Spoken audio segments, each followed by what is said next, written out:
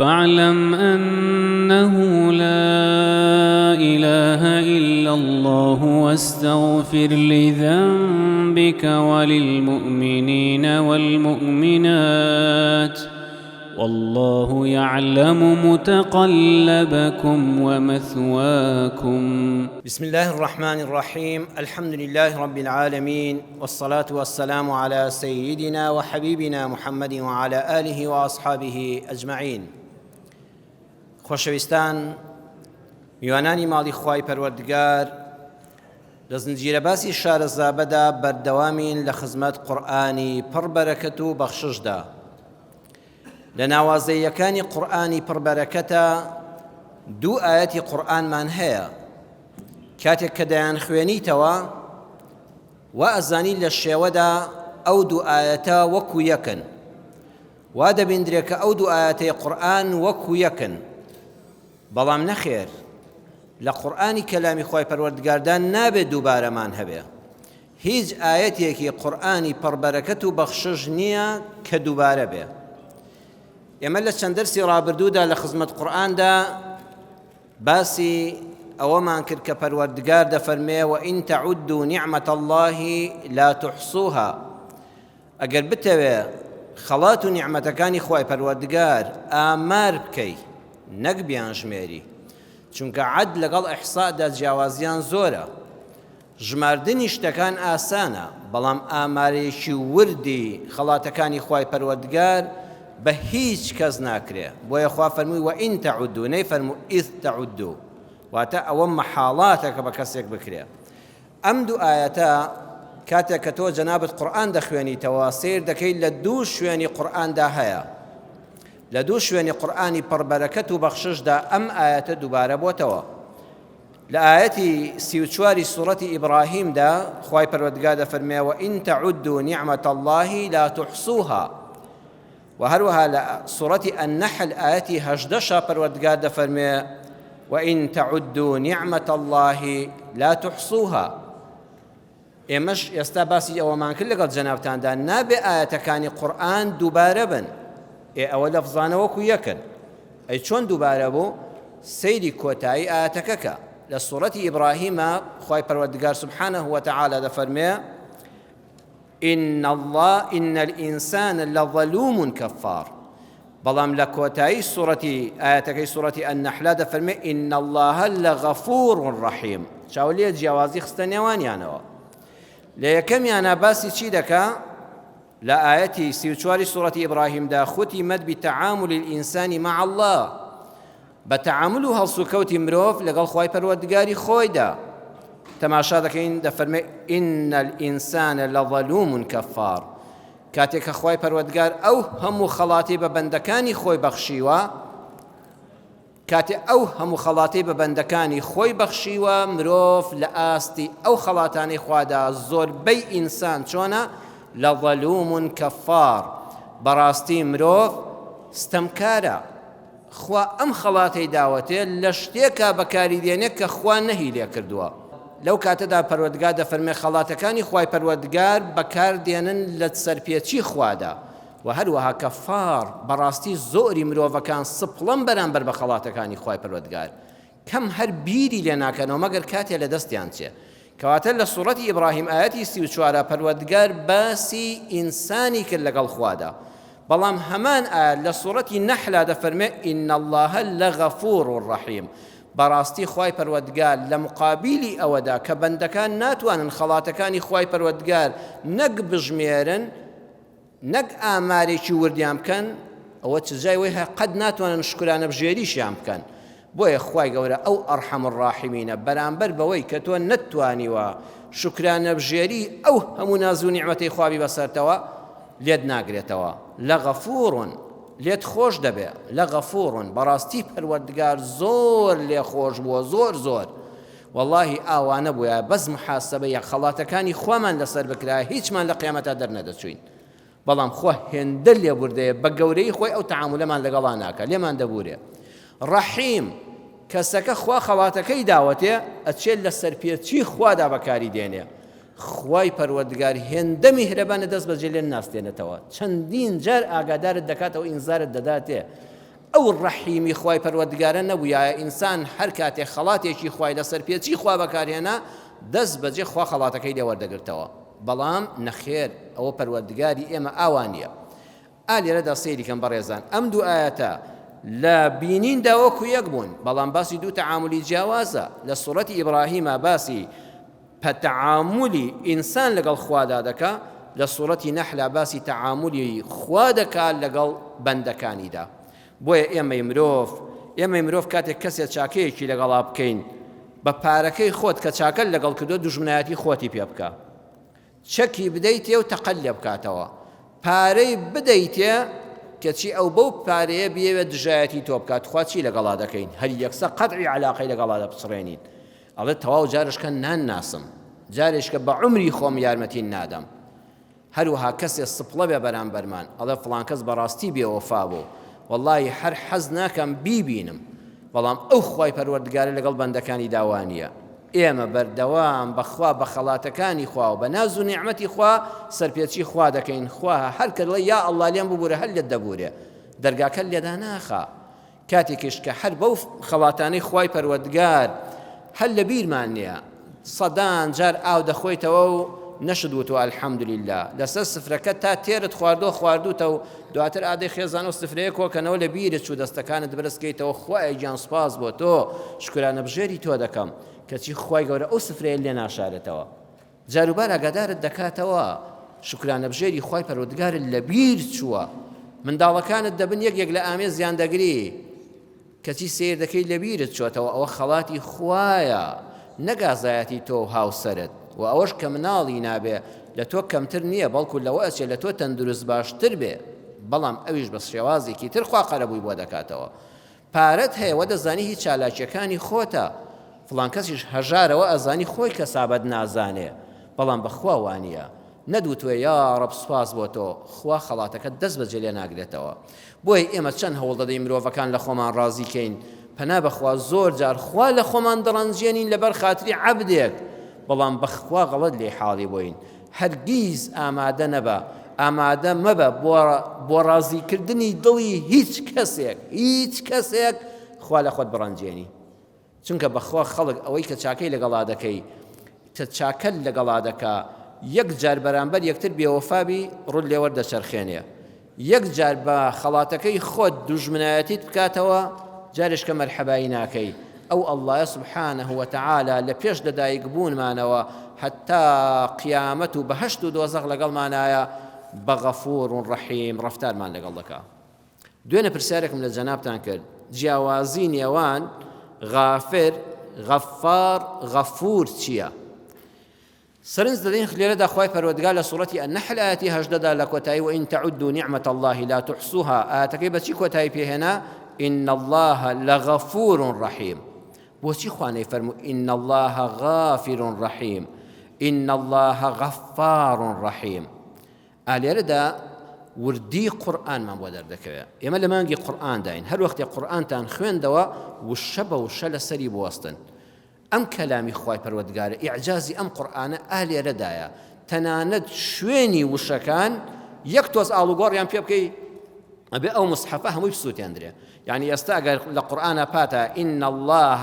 غفار رحيم، ئەگەر 1 ملیۆن مصحفی قورئان چاپ بکرێ ئەبێ هەمووی لەناو ببرێت، چونکە ئەو وشەیە لە شوێنی خۆی دانیە. خۆ ئەگە بە کوردی من و تۆ مانای بکەین هەر بە مانای لێخۆشبوونە، بەڕاستی خوا لێخۆشبووی میهرەبانە. لە تەفسیرە کوردیەکانە ئەگەر غافر بێ و غەفار بێ و غەفوور بێ هەرەوە مانا دەکرێت، بەڵام نا، لە زمانی قورئان ئەوانیە. بەڕێزان غافر بۆ یەک گوناهە، وەکو لە سوورەتی غافر ئاەتی دوودا خوای پەروەردگار دەفەرمێ غافر الذنب، پەروەردگار لێخۆشبووە لە گوناهە بچووکەکان. ذەنب بە معنای گوناهی بچووک دەوترێ. کاتێ یەک گوناهی بچووک دەکەیت، خوای گەورە بە مقابلی ئەوە لێخۆشبوونی خۆیت بەسەرا دەبارێنێ. غافرە، غافر بۆ گوناهێکی بچووکی تاکە. ئەی تۆ بەردەوام گوناه دەکەی، بەردەوام گوناه دەکەی، تۆ بەبێ یا ڕەبی خوا، دیسان دەست پێ دەکەیتەوە، یا ڕەبی خوا دیسان تۆ بەبێ. مادام ئەوەندە گوناهەکانت زۆر و بەردەوامن، ئەبێ خوای گەورە لێخۆشبوونەکەی زیاتر کە. باڵانسی لێخۆشبوونی خوا بۆ تۆ زیاتر دەبێ، ئەبێ بە غەفار، سیغەی فەعالە لە عیلمی تەصریفە. سیغەی فەعال بۆ دووبارەبوونەوەیە، واتە شتێک کەوا ئینسان تێدا پسپۆر بووە خوای پەروەردگار ئەم بەندانی ڕۆژانە گوناه بەرز دەکەنەوە بەلای خوا بەڵام کە دڵی ئەستەغفر الله خوای پەروەردگار بە غەفاریەتی خۆی لێمان خۆش دەبێتەوە وایە لە زمانی عەرەبیدا دەڵێی نەجار کەسێ دارتاشی کرد هەردوو بزمایی داوتان نەجار نییە نەجار یعنی بەردەوام دارتاشی دەکا وەتە پیشەی ئەڵێ حەداد ئاسنگەرێکی تەواو لێ هاتووە ئەها بە سیغەی فەعالە ئەڵێ بەزاز کوتاڵ فرۆشە قماش فرۆشە ئەڵێ جەڕاح واتە دکتۆری پسپۆڕی نەشتەرگەریە نەشتەرگەری و ئاو خواردنەوەی دەکەن وەکو یەکە بۆیە جەڕاحە زۆر ئامادەی نەشتەرگەری بنینە سەختەکان و نەخۆشە سەختەکانی لای ئەو دکتۆرە ئەڵێ قەسابە یعنی سەربڕینی ئاژەڵ هەروە ئەزانێک گۆلچێک و چۆلەکەیەک وەکو یەکسەر دەبڕێ ئەوەندە بەلایەوە ئاسانە تشبیه نەبێ بە ذاتی خوای پەروەردگار خوای پەروەردگاریش غەفارە ئەو هەموو بەندەیە ئێستا چەند ملیار لەسەر زەویدا هەیە چەند ملیار 8 ملیار مرۆڤ بەخوا دەوری حەوتیان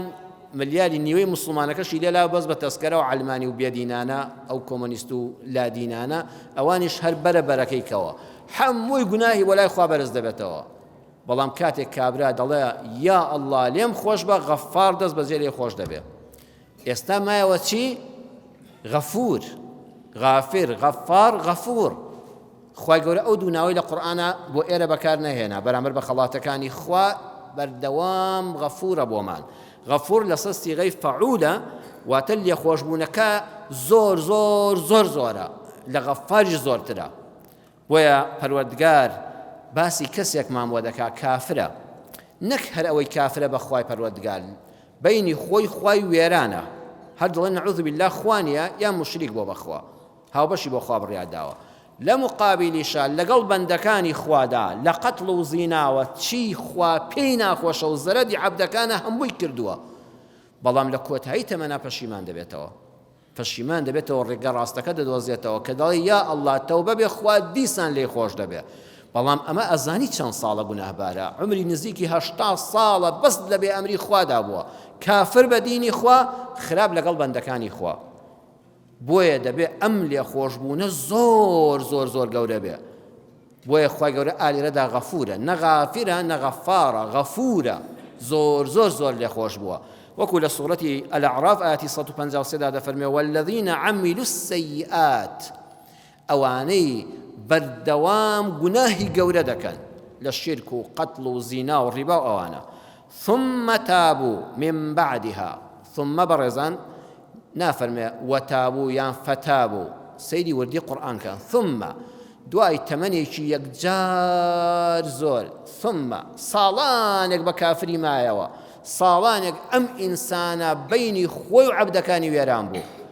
کە چی هیدایەت هەر بەدەستی خوایە سبحان الله هیدایەت هەر بەدەستی خوایە لە ئاخری تەمەنە جاری وای یەک بوتار کاریگەری لە دڵی دەکا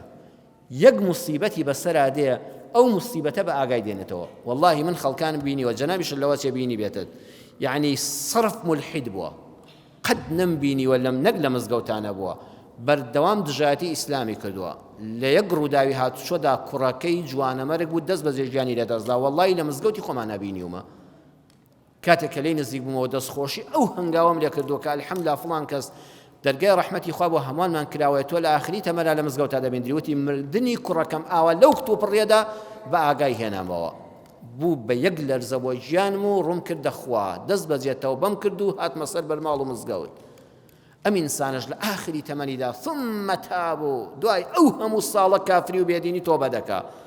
و ئامنوا ئیمانیش دێنێ واز لە خراپەکان دێنێ لاپەڕی ئەعمالی سپی دەکاتەوە تۆبەیەکی ڕاستەقینە و ئیمانێکی ڕاست بە خوای تاقانە دێنێ إن ربك من بعدها خوای تۆ لە دوای ئەم هەموو ساڵ گوناها مادام تەوبەی کرد و ئیمانی هێنا لە چی لە غافر لە غەفار لە غەفور ڕەحیم بەڕاستی خوا تەواو لێ خۆش بووە بۆ ئەم گوناهبارە و زۆریش ڕەحمی پێ دەکا سبحان الله ئەو خوای پەروەردگاری ئێمە چەند میهرەبانە ئێمە زۆر جا دڵڕەخین حتا بانخوازانی ئیسلام هێندە لە مەلاکانمان خوان چۆن دەبینن و ئەزان خوا ژوایە نەکاکە قەت قیاسی خۆت نەکەی لەسەر خوا ئەوە خوایە خوا نابێ وەکو عەبد سیر بکرێ من و تۆ دڵمان بچووکە من و تۆ لێبوردەییمان نییە لێش ببورین دڵمان پا نابێتەوە کەسێک برایەک لێ بکوژێ نەعوذ بالله خوا پەناماندا کوڕێک لێ بکوژێ ئەگەر دەستیشن نەچێتەوە خوێنی بڵێ کاکە بڕۆ بەڵام دڵی چاوم پێت نەکەوێتەوە ئامادەی چاکەی لەگەڵا بکەی ئامادەی دوای کچی خۆتی بدەیتێ نەوەڵڵا ئامادەی شەریکی دوکانەکەت بێن نانە دڵی ئەگەر هەر نەشت کوژمەوە ئەو پەڕی کاکە بڕۆ نەجاتم بێت چاوم دەچاون نەبێ لەم وڵاتە مەمێنە بەڵام خوا دوای ئەو هەموو ساڵە ئەو کافرە عەفو دەکا ئەمجا ڕەحمیشی پێ دەکا لێشی خۆش دەبێ و دەریای ڕەحمەتی خۆشی بەسەرا دەبارێنێ ئەشی باتە بەهەشتەوە وێ ئەوە خوای پەروەردگارە ئەوە جیاوازیەکە بۆ هەر کەسێ وەڵامەکەی ئەم شەو ئاوا ڕاست بێ بە ئیزنی خوا خەڵاتەکە دەباتەوە بەڵێ کەس نییە بتوانێت سوپاسی زۆرێک لە نیعمەتەکانی خوا بکە نەک هەمویان بەڵگەمان چیە لە خزمەت قورئاندای ئێمە لە مانگی قورئانە بەڵگەکانمان قورئانی بن یەکێ لە پێغەمبەرانی خوا باوکی پێغەمبەرانە پلەی زۆر زۆر زۆر بەرزە لای خوای گەورە چی ئەزانێ ئەو پێغەمبەرە کێیە ئیبراهیم پێغەمبەر بەڵێ خوا پاداش بداتەوە ئیبراهیم پێغەمبەر ئەبول ئەنبیا باپیرەی پێغەمبەری ئیسلام محەممەد صلی الله عليه وسلم ئیبراهیم چەندە لای خوا گەورە بووە چەند دڵسۆزانە عیبادەتی بۆ خوا کردووە چەند تێکۆشەر بووە لە پێناوی ئەڵڵادا لە پێناوی ئەڵڵا خرایە ئاگرەوە خوای گەورە ئاگری گۆڕی بۆی بەردەن وەسەلامن عەلا ئیبراهیم بەڵام ئەو ئیبراهیمە خوای گەورە لە سوورەتی النەحل ئاەتی 121 باسی دەکات دەفەرمێ شاکرا لئەنعومه دیسان سەیری وردی قورئانکەن کە قورئانتان خوێندەوە لەسەر وشە بووە شەی بوەستنەوە خوای گەورە دەفەرمێ شاکرا لئەنعومه یەکێک لە صیفاتی ئیبراهیم ئەوە بوو سوپاسگوزاری خەڵاتەکانی خوای پەروەردگار بوو بەڵام ئێمە نیعمەت کە موفرەدە نیعەممان هەیە کە جەمعی کەثرەیە ئەنعوممان هەیە کە جەمعی قیلەیە جەمعی قیلە واتە لە سێوە بۆنەوە ئەوە نیعمەت دەبێتە ئەنعوم نیعمەت کە بە جەمعی کەثیر لە دەبەرە و ژوور بێ دەڵێ نیعەم بەڵام خوانەی فەرموو شاکران لینیعەمه واتە ئیبراهیم توانی سوپاسی زۆری خوا بکە بە قیلە هێناوێت یعنی لە سێ خەڵات بۆ نۆ خەڵات شاکران لئەنعومه چاولیە قورئانی یەک گوشەی بگۆڕی هەموو ماناکانی تێک دەچێت دەبێ ئەو مصحەفە فەوتێندرێ شاکرا لئەنعومه ئەو ئیبراهیمە باوکی هەموو پێغەمبەران باپیرەی پێغەمبەری ئیسلام خاتەمی ئەنبیا محەممەد صلی الله عليه وسلم بەو هەموو نزیکەی لەخوا بەس توانیوێتی ئەگە سوپاسی سێ خەڵات بۆ نۆ خەڵاتی خوا بکە ئەی من و تۆ کەواتە حەد نەمانتوانیوە سوپاسی یەک پۆینت لە خەڵاتەکانی خوای پەروەردگار بکەین بەڵام خوای گەورە هێشتا هێندە بە ڕەحمە لەگەڵ بەندەکانی لێشمان دەبورێ یەکسەر قەتعی خەڵاتەکە لێ ناکە لە سەرپێچی خۆش بەکاری دێنی چەند جار ئینزارت دەداتێ دەرگای ڕزقەکە لێدا ناخە جات خوا حیف نییە ئینسان بەدڵ هەمیشە نەڵێ یا ئەڵڵا غەیری یا ئەڵڵا شتێکی تر بەدەمیا بێ بەڵێ وما بكم من نعمة فمن الله خەڵاتەکانی خوا هەرچی هەن من الله دینیە و دنیەویە وما بكم من نعمة هەر خەڵاتێک کە تۆ دەیگری ئەگەر دینی بێ جەنابە دەیت بۆ مزگەوت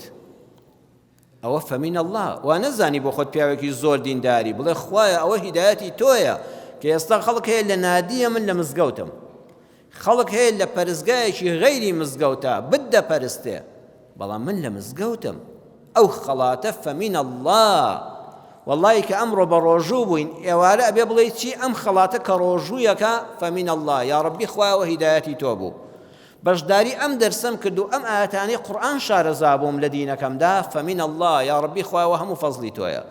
من ئەم چوار کەلیمە بۆ قسە بۆ ئێوە دەکەم شارەزای ئەم بەندەی گونەهباری نەزانەیە نەوەڵڵا فەمین الله یا ڕەبی خوایە هەمووی هی تۆیە ئەگەر خەڵاتەکەت چووی بۆ عومرە چووی بۆ حەج وا نەزانی تۆ لە خەڵکی چاکتری بڵێ یا ڕەبی خوایە فەزڵێکی تۆم بەسەرەوەیە هەر عیبادەتێکی دینیت کرد بڵێ فەمین الله خوایە هەمووی خەڵاتەکەی تۆیە ئەی دنیەوی بوو ڕزق و ڕۆزیت هاوسەرت منداڵت ئەزانی ئێوارەکە لە ناو ماڵ و مناڵەکەی خۆتا دانیشتۆی خێزانت بەرامبەرتە منداڵەکاندەوە چاودری سفرەیان داوە ئەلحەمدولیلا گە شۆربایەکی نیسکیش بێ هەر هیچ نەبێ لەسەر سفرەکە هەر سفرە داوەدانە ئەی پاشان بە ئەمانەوە دانیشتوی حرەز لەبەر دەرگاکە نییە دوژمندار نیت چەک لەبن پشتێنەکەت نییە خراپەت بۆ عەبدی خوا نەبووە کەسن نەکوشتووە زوڵمت لە کەس نەکردووە ماڵی کەسن نەخواردووە لەسەر سفرەکە بە ئەمانەوە لێی دانیشتون اینجا لەشتان ساغا ئەو خواردنەی کە دەیخۆی ئەلحەمدولیلا نەخۆشێکی وا لە ماڵەکەتان نییە نانەکە لە هەمووان تاڵ بێ سوپاس بۆ خوا لە هەمووان گەورەتر چی ئەزانێت چییە ئەو خەڵاتی کە ئەو یاوارەیە لەسەر سفرەکەی ماڵ و مناڵ تا هەیە چی ئەزانێت لە هەموو ئەوانە گەورەتر چییە؟ هیدایەتی خوایە. ئەوەی کە موسڵمانین خۆ ملیۆنەها خەڵکەیە، ملیار خەڵکەیە لەسەر سفرەیەکی ڕازاوە خێزان و منداڵ و هەموو کۆبوونەوە لەشیشیان ساغە و ئەمینیشن، بەڵام موسڵمان نین. لە هەموو خەڵاتان گەورەتر ئەوەیە تۆ لەسەر سفرەی بانگی ڕەمەزان کۆبوویتەوە، خەڵک عەرەق لەسەر سفرەکەیەتی، تۆ پەرداخە ئاو و خورماکە لەسەر سفرەکەتەوە ناوی خوا دێنی دوعای خێر دەکەی ڕۆژ و دەشکێنی. و ئەمە کەمە، ئەوە تۆ ناوازەترینی، تۆ یەکێکی لەناو ئەو 7 ملیار خەڵکێدا لەناو ئەو 8 ملیارە کە خوا هەڵی بژاردووی. بە گەورە وەری بگرە. ئەنجا بەڕێزان دڵنیاییەکەت خەڵک خۆ هەموو هەیە ئەمانەی هەیە کەچی ئەو دڵی قەرار ناگرێ، ئای کە دڵی ناڕەحەتە. خەڵک هەیە شەوانە دەڕوا لەسەر جادەکانە دەگەڕێ، ئەچێتە پارکەکانەوە، نازانێ هیچ شوێنێک بەخۆی ناگرێ، ئەم دڵە بە هیچ شێوەیەک ئارامی نییە. چانیە کە تۆ دەچیتەوە بە ئیسراحەت دەخەوی، دڵت ئاسوودە و دڵت خۆشە. خەڵک هەیە هەموو خۆشیەکانی هەیە و دڵی پێی خۆش نییە، تۆ کەمت هەیە و دڵت پێی خۆشە. ئەوە خەڵاتی خوا نییە، بڵێ فەمین الله، یا ڕەبی خوا من لەوە بچووکترم، ئەوە خەڵاتی تۆیە. شکر قەرزارنی، کار و پیشەی حەڵاڵی ڕۆژانت هەیە، کارەکەت سوودبەخشە بە مرۆڤایەتی، خزمەتی خەڵک و موسڵمانان دەکەی، ئەمن و ئەمانی وڵات دەپارێزی، ئیقبال و قەلبیکە عەلە الخەیرات، جاری وا دڵت بە خێر خۆشە، وەڵی حەز دەکەی ئەگەر جاری وا 250 دەبەخشی، دەڵێ خۆزگە زۆرم هەبووە 1000م ببەخشایە، 1000 دەبەخشی، دەڵێ خۆزگە توانام هەبووە 10,000م ببەخشایە، خۆزگە وەکو فڵان کەس 100 دۆلارم ببەخشایە، مادام دڵت حەزی بە خێرە، دڵت بە خۆت خۆش بێ، ئەوە خوا پێی بەخشیوی. الحەمدولله خەڵک خێر دەکا، ئەڵێن فڵان کەس ئەم مزگەوتەی دروست کردووە، بەبێ ئەوەی بیناسی، دڵی یا ڕەبی خوا پاداشتی داتەوە. فڵان کەس ئەو مەکتەبەی لەو گەڕەکە دروست کرد، منداڵەکانی ناچن بۆ گەڕێکێکی تر، دڵی یا ڕەبی خوا پاداشتی داتەوە. حەزت لە خێرە برام، ئەو حەز بە خێربوونە بۆ خۆی بەڕاستی فەزلی خوایە، فەمین الله. جوانی ڕوخسارت خوشکی وا هەیە بەداخەوە، بەو جوانی ڕوخساری دەبێتە مای گوناهباری بۆ خۆی و خەڵکی گەنج. 1000 نەشتەرگەرینا شەرعی دەکا بەس بۆ ئەوەی بە شکڵی خوا ڕازی نەبێ. بەداخەوە باشە هەر ئەو جوانی ڕوخسارە هی تۆیە، بڵێ فەمین الله، یا ڕەب ئەوە هەموو هی تۆیە. وما بكم من نعمة فمن الله. جاك خڵاتی خوال لەگەڵ بوو لە کۆتایی وتارەکەدا دەڵم ئاگال لە دووشت بێ. یەکەمیان لا تنسب لنفسك شيئا، هیچ شتێک پاڵ نەدەیتە لای خۆت، چونکە خوا خۆی لە سوورەتی النەحل ئاەتی 53 دا دەفەرمێ وما بكم من نعمة فمنك فمن الله. فمن الله نەچی هیچی پاڵ بدەیە لای خۆت. ئەوە خوانە ناسانن، ئەوە قارون و فیرعون و ئەوانن کە دەڵێن ئەوە هی منە، ئەوەی ئازایەتی خۆمە، ئەوە عیلمی خۆمە، ئەوە شارەزایی خۆمە، ئەوە مەردایەتی خۆمە، ئەوە جوانی خۆمە، ئەوە پیاوەتی خۆمە. فەمین الله، بڵێ یا ڕەبی خوایە هەمووی هی تۆیە، بەخوا خوا بۆت زیاد دەکا. دووەم ئاگاد لێبێ، لا تتكبر على غيرك بنعمة أعطاك الله إياها فتسلب منك. هەر کاتێک خوا یەک خەڵاتی پێبەخشی، جا تۆ عیلمت هەیە، ئەو پارەی هەیە، ئەو جوانی هەیە، ئەو پۆست و پلە و پایەی هەیە، ئەو پێگەی کۆمەڵایەتی هەیە، بە هەر شتێک کە خوای گەورە پێبەخشیوی، ئەمە نەچی فەخر بەسەر عەبدەکانی خوادا بکەی، بڵێ من لە خەڵک باشترم، بڵێ وەڵاهی من ڕەفیقی خەڵک نیم. والله هەر کاتێک ئەو شتانت بەهی خۆت زانی وەتزانی تۆ لە خەڵک گەورەتر و بەڕێستەی دڵنیا بەخوا لێ دەستێنێتەوە، والله خوا زەلیلت دەکا. ئەمە هێڵە سوورەکەی بەڕێزان، تکایە بە ئاگامان لە خۆمان بێ. ئەم دەرسانە هەر بۆ گوێگرتن و فێربوون نییە، بۆ کردارە. ئەگەر جارێک لە جاران پەروەردگارە بە خۆمان نازیوە و تەکەبورمان بەسەر خەڵکا کردووی، یا ڕەبی خوایە بە گەورەی خۆ لێمان خۆش بی، یا ڕەبی خوایە لێمان نەستێنیەوە. زانەی پایەبەرزی ئیسلام دکتۆر محەممەد ڕاتب نابلوسی لە مەوسوعەت و ئەسماء الله الحوسنە، ئەوەی چواربەرگیەکەی لە مجەلەدی 3دا لە لاپەڕەی 96 دەفەرمێ کابرایەک هەبوو خاوەن شەریکە و کۆمپانیایەکی گەورە بوو، باوەڕتان هەبێڵە بە سەدان کرێکار لەبەر دەستی ئیشیان دەکرد، بە 2-3 پرزگە دەگەیشت تێلای بە تەلەفۆنێک هەر ئامادە بووە مەرحەبایەکت بکە. گەنجێکی وەکو ئەم گەنجە جوانانی مزگەوت، ئەندازیار، کولەی هەندەسەی خوێندووە، شەهادەیەکی زۆر باشی هەیە، تەعینە، معاشی ئەندازیاری کە کەم نییە وەردەگرێ. لە زانکۆدا کاتی خۆی کچی ئەم پیاوەی بینی و محەجەبە و ڕێک و پێک و دیندارە و بەڕەوشت و بە ئەخلاقە دڵی چۆتە سەری. کچەکەش دیارە مەیلێکی ئەوی هەبووە بە چاو تێک گەیشتون. دواتر سنوورەکانیان نەبەزاندووە، ڕقم تەلەفۆنیان نەگۆڕیوەتەوە، لە فەیسبووکەوە قسەیان بەیەکەوە نەکردووە. لە ڕێی پیاوێکی بەڕێزی وەکو ئام خۆشەویستانی مزگەوتەوە دەڵێ ئەو کچە دەنزانم کوڕی کچی ئەو پیاوە بەڕێزەیە ئەو خاوەن شەریکە و کۆمپانیایە ئەڵێن وەڵای ئەو بە زەحمەت هەر دەگەیتە کۆمپانیاکەی جاچ جا پچێ ماڵیەوە زۆر بە زەحمەت دەبێندرێ تەکلیف لە پیاوانی بەڕێزی وەکو جەنابتان لە مامۆستایەکی مزگەوت دووسێ کەسی ئازیز دەکا کاکە بچن خوازبێنی ئەو کچەم بۆ بکەن لەو پیاوە هەر چۆن بێ دوای دووسێ ڕۆژ دەگەنە پرزگە و جەنابی بەڕێوەبەر و لەگەڵی دادەنیشن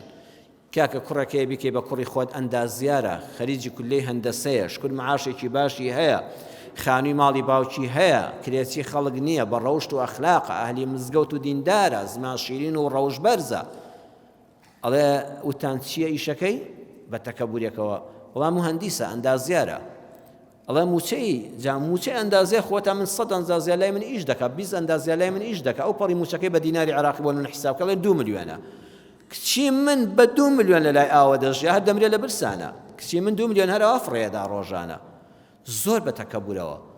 ئەڵێن جا بەڕێز خۆ گرنگەوەی بە کچەکەت بەختەوەر بێ با بکابرا پارەشی نەبێت دەڵێت جارێش کەشتی وان نەبیستمەوە کچی من پاروی ئەو پیاوە نییە هەزار مهندیسی وا بە شاگردی بە دەرگاکەشم ڕاناگرم زۆر بە بێمنەتانەوە زۆر بەخۆ هەڵکێشانەوە کەسەکان یعنی ئیزن دەدا و دەیان کاتە دەرەوە ئەوان جدێن بە کوڕەکە دەڵێن وەڵای برام کچی پیاوی ئاوات هەر نەوێ باشترە ئەو بە شاگردی بەر دەرگا ڕادنەگرێت چ جای بە کوڕی ماڵت کورە لەبیر خۆتی بەرەوە بەڵام خۆ دڵەوە نازانێت کوڕش کوڕێکی بە ڕێز بە ئەخلاق سنوورەکان ناشکێنێ دەچێتە مزگەوت و زۆر لە خوا دەپاڕێتەوە یا ڕەبی خوای خۆ من خراپەم بۆ کەس نییە ساڵانێک بە حیا و حرمەتەوە خوێندم پلەی ئەندازیاریم لە کۆلێژا تەواو کرد واللهی لە کارەکەما گەندەڵ و دز نیم دەمەوێت ئیشێکی ڕێک و پێک پێشکەش بە کۆمەڵگاکەم خوا خۆم لە خۆت ڕازیکەم واللهی خوا چاوم پاراستۆ لە تەماشاکردنی کچێک کە لەناو هەموو عالەما بەدڵم بووە یا ڕەبی خوای خۆت کارەکەم بۆ ئاسانکەی ئەمە مستحیلاتە یان نا مستحیلات ئەوە بێتە لە ڕێی من و تۆدا بەڵام ئەڵێ هەمووی ساڵێک تێوەرنە سوڕایەوە سبحان الله گڕۆڵەت یەخوا نەکەوێتە لێژی دایمە لە ئەو پەڕی قیممەدا بووی دوعا بکە بڵێ یا ڕەبی خوای کوردەوە دەڵێ گڕۆڵەم نەکەوێتە لێژی گڕۆڵەوە شتێکی خڕە ئاوا کە کەوتە لێژیت گلۆر دەبێتەوە دوای نا کە ترازای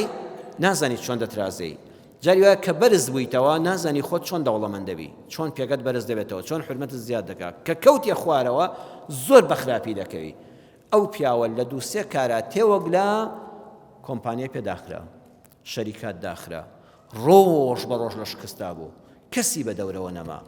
هەموو پارەکانی دەست بە سەراگیرە لەلایەن حکومەتەوە زۆر بەخراپیەکی خراپ بەداخەوە تێکشکا ئەڵێ کەوتە ماڵەوە وای لێ هاتبوو چاوەڕێی دەکرد یەکێک بە کرێکاری بیبا لە شوێنێکا دای مەزرێنێ هیچ نەما خەڵک هاتنە سەری ئالەو کاتە دەڵێ ئەو پیاوە کوڕەکەش چۆ پێشەوە کارگەیەکی بچووک شەریکەیەکی بچووکی دامەزران شەریکە دواتری اعتیباریان پێکرد هەر لە ماوەی ساڵێکا خوای گەورە پلەی بەرز کردەوە بینی خۆت و خوا چاکە لە شکست مەترسە بەڵێ دەڵێت ئەو پیاوە بیری کردەوە ئەها جاریان جا بە خۆتا دەچیتەوە خوایکیان ئەبێت لە کوێدا خەلەلێکە بێ دەرسەکانی پێشوو جارێک بۆم باسکردن وتم کاتێک کە شتێکت توش بوو دانیشە لە ماڵەوە دوورکان نوێش بکە شریتی ئەعمالت لێدەوە بزانن لە کوێدا خەلەلێک هەیە لە کوێدا دڵی کەسێکت تشکاندە و خوا دەتشکێنێ ئەبێ بە خۆتا بچیتەوە ئەم پیاوە بەخوا چوو بیرمە ئەو ڕۆژەی مهندیسێک نوێش خوێن ئەهلی مزگەوت بە ئەخلاق ئەو پیاوە بە ڕێزانی مزگەوت و ڕیشتپیەکانی ناربوو مامۆستای ئاینی ناربوو هەر کردنە دەرەوە ئەبێ ئێستا کچەکەمی بوێ ئەنجا خەڵک هەر ئامادەنێ کچەکەشی بخوازێ تازە ئەوە نەما ئەوەی جاران ئەڵێ خۆی پیاوێکی وەکو جەنابتانی ڕاستپار کوتی ئەگەر عیب نەبێ کوتی نانە من کارەکە دوا بۆ پی نەدەکەم من ناڵم فڵان کەس دەنگی کردو بە کوڕەکە دڵم بووە ئێستا ناچیەوە خوازبێنی قەنەعەت بە کوڕەکە دەکەم ئەویش دەزانم کچەکەی تۆی هەر خۆش لەوێ وەڵات چوو پێیگوت کوڕەکە کوتی وەڵڵاهی من ئێستاش هەر ڕێزی تایبەتی لێ دەگرم بڕواتان هەبێ ئەو کاتەکە کچی کابرام ویستووە وەڵڵاهی چاوم لە ماڵی باوکیەوە نەبووە بەخوای لە دڵمان نەبووە باوکی ئەو هەموو سەرەت و سامانەی هەیە باوکی حەماڵێکی بەڕێزی بازاڕش بووە لەلای من کچەکەی هەر خۆشەویست و بەڕێز بوو من لەگەڵ کچەکەی هاوسەرگیری دەکەم نەک لەگەڵ سەروەتی باوکیە ئەگەر خوا دەکا ئێستاش دەچینەوە پێشەوە چوونەوە کابرا ئەمجا بە مەمنونی کچەکەی پێشکەش کرد ئەڵێ ئەو مهندیسە زۆر مەرد بووە کوڕە وتی تۆ وەکو باوکم وای تۆ مامی لە شوێنی باوکیشمی من باوکم نەماوە تۆ وەرە شوێنی باوکم هێنای لە لای خۆی کاری پێسپارد بەڕێزان سەیری کە دەسەڵاتی خوای پەروەردگار لە ماوەی ساڵێکە ئەو لەسەر مێزی شەریکە هاتەوە بوو بە فەرمانبەر لە لای کەسێک کە ساڵی پێشوو ئامادە نەبوو کچەکەی بداتێ بەهۆی چیەوە بەهۆی ئەوە خەڵاتێکە خوا پێڕەوابینی بوو ئەم تەکەبوری بەسەر خەڵکا پێلێت هەرچی هەمانە ئەم دەرسانە دەرسی عەمەل و کردارن هەمیشە بڵین یا ئەڵڵا خوا لێمان نەستێنی و زۆر خۆمان پارێزین لە بوغڕابوون و شانازیکردن بەوانەی کە هەمانن داواکارم لێت یا ئەڵڵا یا ڕەبی خوایە خەڵاتەکانی خۆتمان بەسەرەوە زیادکەی خوایە خەڵاتی بێشومار لەگەڵا کردوین ئیبراهیم پێغەمبەر سەلامی خوای عەلەیهی السەلات وەسسەلام نەتوانێش چەند خەڵاتێکی تۆ سوپاس بکە ئێمەی عەبدی گونەهبار چ دەکەین بەڵام تۆ خۆت فەرمووتە ئین الله لەغەفوور ڕەحیم یا ڕەبی خوا لە تەقسیرمان خۆش بێ یا ڕەبی خوا لوتفی تۆ هەمیشە لەسەرمانەوە زیاد بێ خوا بەڕەحیمی خۆت ڕەحممان پێ بکەی یا ڕەبی خوای لە گوناهەکانمان خۆش بێ لەوەی ڕۆژێ دڵی کەسێکمان شکاند بێ یا ڕەبی خوای دڵی ئەو کەسانەمان بۆ چاکەیتەوە خوای لە گوناهەکانمان خۆش بێ یا ڕەبی خوای لە خۆبەزلزانین و کیبر بە دوورمان کەی یا ڕەبی خوای هەر کەس گرفتار ڕزگاری کەی یا ئەڵڵا لەبەر خاتری ئەم دەستە بە دەستنوێژانەی ئەم مزگەوتە ئەو بیسەر و بینەرانەی کە خۆت دەزانی عەبدە هەڵبژاردراوەکانت ئێمە ناناسین یا ڕەبی خوای هەر کەسێک لە گرفتایە خوای ڕزگاری کەی یا ڕەبی خوای هەر کەسێک گرفتارە ڕزگاری کەی دەرگای ڕەحمەت و میهرەبانی خۆت لە هەموو لایەکمان بکەیتەوە آمين آمين والحمد لله رب العالمين فاعلم أنه لا إله إلا الله واستغفر لذنبك وللمؤمنين والمؤمنات والله يعلم متقلبكم ومثواكم